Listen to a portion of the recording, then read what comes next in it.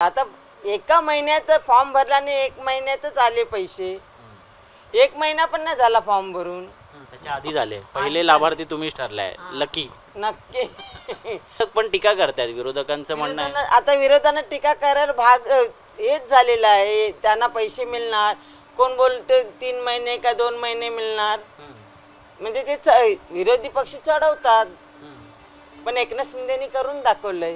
समाज की लाडकी बहन जब से आई है, मुख्यमंत्री साहब का बहुत शुक्रिया अदा कर रहे हैं। म्हणजे 3000 मिळालेला आनंद वेगळाच आणि साहेबांशी बोललेला आनंद हा वेगळाच, लय भारी वाटते। माझं कसं लो मॅरेज झालेलं आहे, 16 वर्ष झालं माझं लगीन होऊन।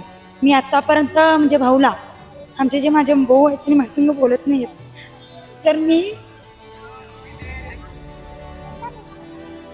जे माझे भाऊ आहेत ना 16 वर्षानंतर एकनाथ शिंदे भाऊ आहेत, त्यांनी मला पैसे पाठवले तर मी त्या पैसे साडी घेणारे पैशांनी डोळ्यातून ओघळणारे हे आनंदाश्रू आज महाराष्ट्रातल्या तमाम माय भगिनींच्या आनंदाचे प्रतीक आहे आणि याला निमित्त ठरले तमाम माय भगिनींचे लाडके भाऊ मुख्यमंत्री एकनाथजी शिंदे साहेब। मुख्यमंत्री माझी लाडकी बहीण योजनेचे पैसे आता माय भगिनींच्या बँक खात्यात जमा होण्यास सुरुवात झाली आहे।